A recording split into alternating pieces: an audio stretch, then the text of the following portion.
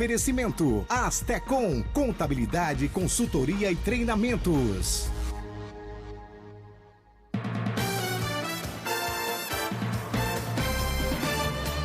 Valdir Paiva, seja bem-vindo aqui ao nosso Panorama 95, bom dia. Bom dia, Marcos, bom dia, ouvintes do Panorama. Olha, o nosso tema de hoje é finanças pessoais. Como pagar as contas e sobrar dinheiro? É possível acontecer isso? É possível sim, Marcos, apesar de ser uma dificuldade de muitas pessoas.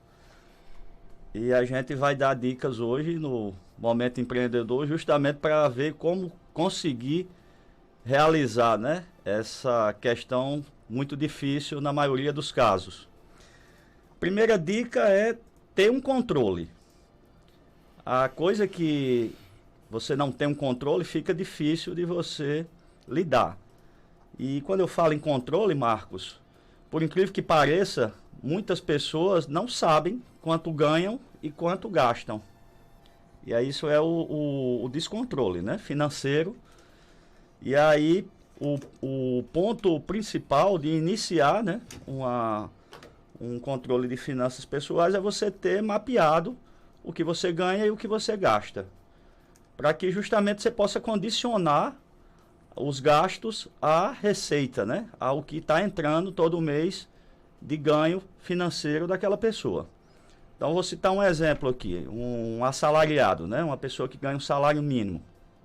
Então ele tem ali teoricamente falando, R$ 1.212 para cobrir os seus custos e as suas despesas diárias e mensais. E aí, na contabilidade, por exemplo, nós temos um termo contábil que chama-se DRE, né? E a DRE, ela começa com o que você tem de disponível, de recursos. E isso aí pode ser utilizado também com qualquer pessoa, com qualquer consumidor, com qualquer dona de casa, com o assalariado, como eu citei aqui. Então você toma por base o seu ganho, e aí todas as receitas, né, que a pessoa tem, que às vezes você tem uma renda extra, né? Você faz um chamado bico, né? Você, além do seu salário, você tem ali o autônomo, por exemplo, presta um serviço. E aí é importantíssimo mensurar, medir quanto você tem disponível naquele período para assim você começar a listar os seus gastos. Então ter esse controle da receita, do que entra e do que sai, ele é importantíssimo. Isso para qualquer pessoa? Com certeza. E esse controle ele pode ser feito de várias maneiras, né? Então você pode pegar um caderninho e anotar, você pode montar uma planilha de Excel no computador. A forma de controlar fica a critério de cada um, a forma que a pessoa achar melhor, mais simplificada. O importante é fazer, né? A palavra controle não soa bem, né, para a maioria das pessoas, ser controlado, né, ou controlar algo. Mas, em se tratando de finanças, Marcos, é muito importante você ter esse norte. Como eu falei aqui, por incrível que pareça, algumas pessoas não sabem, realmente. Eu não sei nem o que é que tem para pagar esse mês. E aí você tem aquela surpresa desagradável, né, quando chega no fim do mês, que o seu rendimento não deu para cobrir o que você tinha para pagar. E aí também tem outras dicas, né, que a gente vai passar aqui hoje. Logicamente, tentar equilibrar isso aí, né, melhorar os ganhos.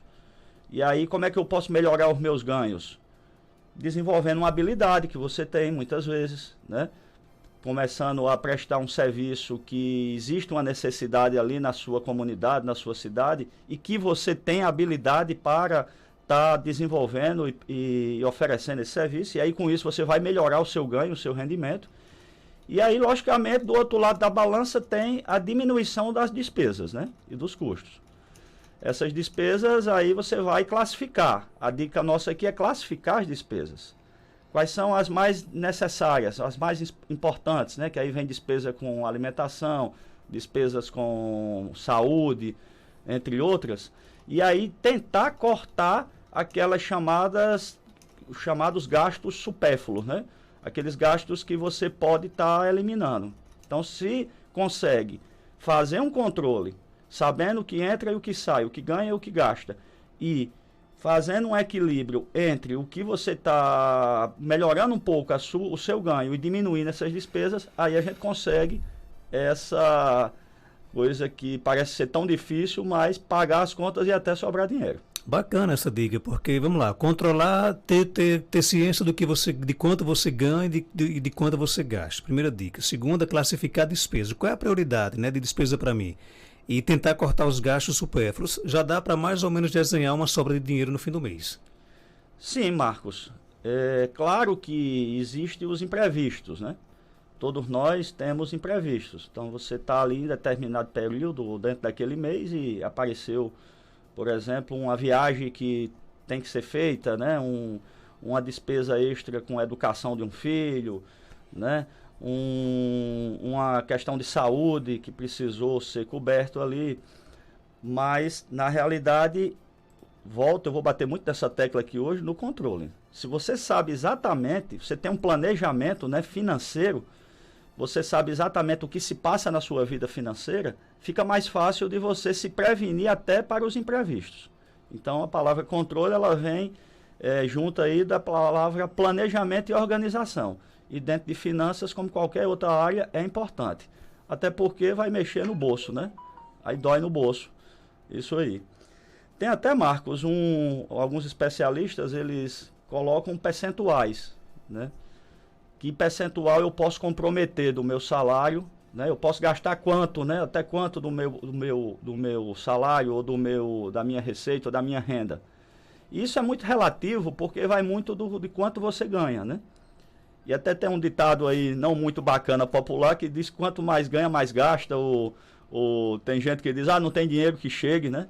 Então, há uma tendência de você ganhar mais e gastar mais, mas isso não é uma... Existem exceções, boas exceções, eu diria, né? Então, na realidade, você pode destinar um percentual. Eu não posso passar de 70%, ou 60%, ou 80% do que eu ganho. E aí, você começa a entrar numa outra fase, a fase de poupar, né? E aí você começa a poupar e fazer o que a gente chama de uma reserva financeira para emergências ou para você investir em algo, que aí começa a você sobrar dinheiro para poupar, investir e até aplicar. Agora, com relação a essa questão do percentual de comprometimento da receita, você disse que isso fica muito a cargo da pessoa, cada um sabe da sua realidade, mas existe mais ou menos um percentual tolerável? Existe, Marcos.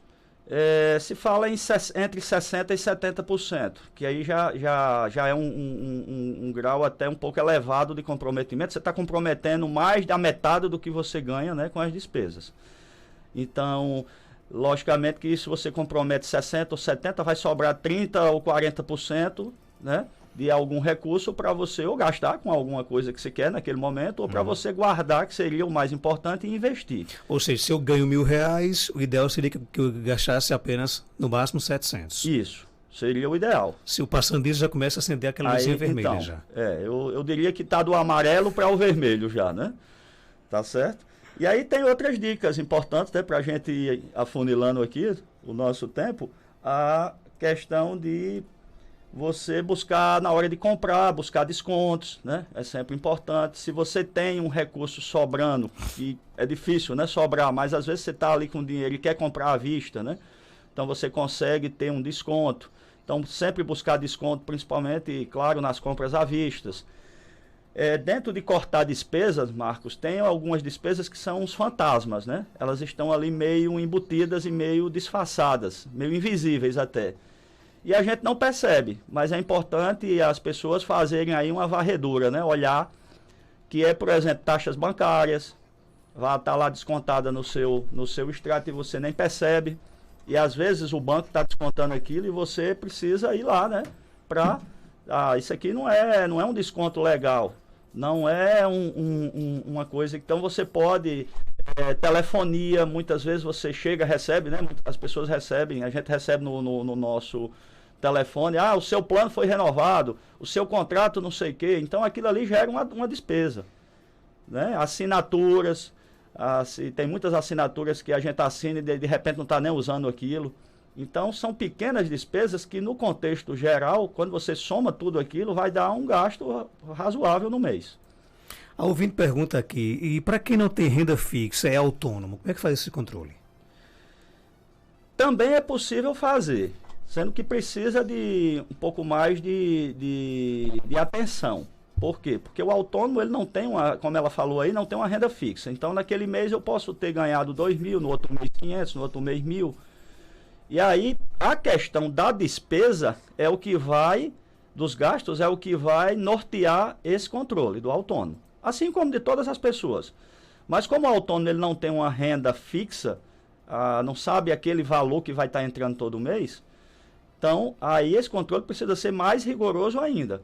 E quem vai nortear isso, quem vai tá puxando isso é a questão das despesas. A Mari Lúcia coloca aqui acho que é uma máxima do brasileiro, né? Eu queria saber de você se ela tem razão, claro, não é nem razão, se ela pode realmente reverter um pouco esse pensamento dela. Um salário não dá nem para comer direito, quanto mais para guardar. É verdade? É mito ou é verdade isso? Ou se você realmente usar algumas técnicas, você pode, com o salário mínimo, comer e guardar um pouquinho ainda? A nossa ouvinte, Marilúcia. Marilúcia. É uma máxima, né? É um mito, é uma máxima, é um paradigma, né, que a gente chama, porque a grande fatia da população não consegue poupar porque realmente tem. Mas eu não vou discordar da ouvinte, eu só quero colocar que é possível, mesmo ganhando pouco, poupar. E aí vai do que você está gastando. Se os seus gastos básicos e essenciais, né, que aí vamos repetir aqui, moradia, saúde, educação, né, alimentação são os principais, está extrapolando, então o caminho porque isso aí não tem muito como diminuir, né? Como é que eu adoeço menos para estar gastando menos com farmácia? Cuidando da saúde. A gente vai dar dicas aqui em outros programas dessa parte aí, né? De como ter um bem-estar, né, na sua vida profissional e pessoal. Será um dos próximos temas. Mas é possível, Marcos. Existem pessoas que mesmo ganhando um salário mínimo conseguem poupar nem que seja R$10, R$20, R$50. E isso aí não tem um valor. O valor de poupar, se você conseguir dentro do seu planejamento, aí precisa de um controle, de um planejamento, né, financeiro bem rigoroso, o valor não tem um valor X, vai em cima do que você está conseguindo deixar. R$10 já é uma poupança, né? O nosso amigo Francisco conta que tem 2 planos de telefonia celular. Ele pergunta, estou gastando desnecessário? O custo-benefício, que é a palavra que a gente usa, é aquela relação de se você está usando, né, se está usufruindo, está tendo benefício. Se o nosso ouvinte aí, a pessoa tem 2 planos e precisa dos 2, há uma necessidade, está tirando proveito disso aí eu diria que é um gasto necessário. Se não está usufruindo dos 2, não há necessidade de ter os 2, aí é um gasto desnecessário. Tem mais dicas? Fechando aqui só esse último ponto aí de não conseguir pagar, né, as despesas, ela puxa um último ponto aqui que seria as dívidas. Então, nós estamos aqui colocando situações para você conseguir pagar as contas e de repente até conseguir sobrar. Mas tem algumas pessoas que ficam endividadas. Então, existe uma boa parte da população que tem dívidas.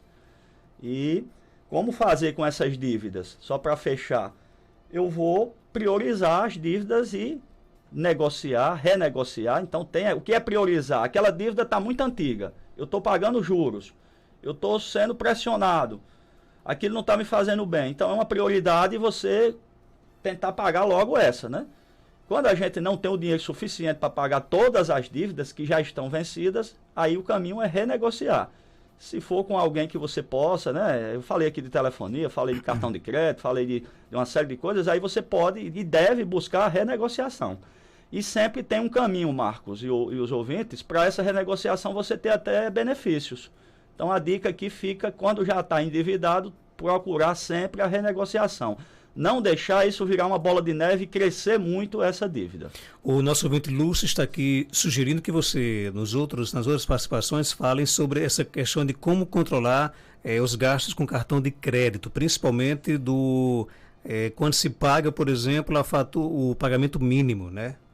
É uma dica aí para os próximos programas já, né? Com certeza. Eu gostaria até de dizer para os ouvintes que a gente tem os nossos canais aí, né, da Astecom, Nós criamos, inclusive, Marcos, o nosso blog, Valdir Paiva.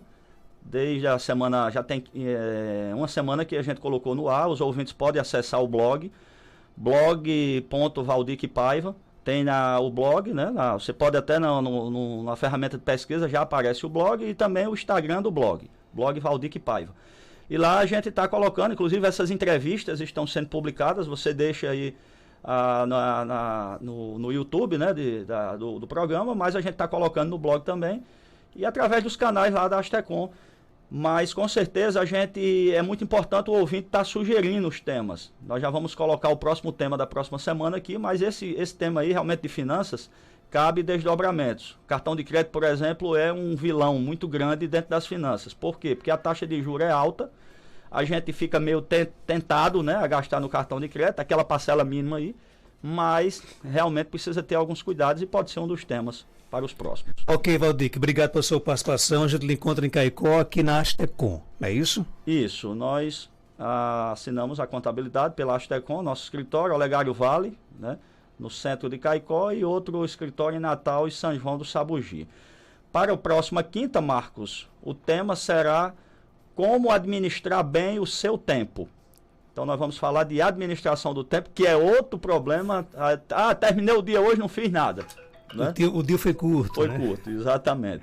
Ok, então até quinta-feira, se Deus quiser. Um abraço e até lá. 7 horas em Caicó, momento do empreendedor com Valdir Paiva.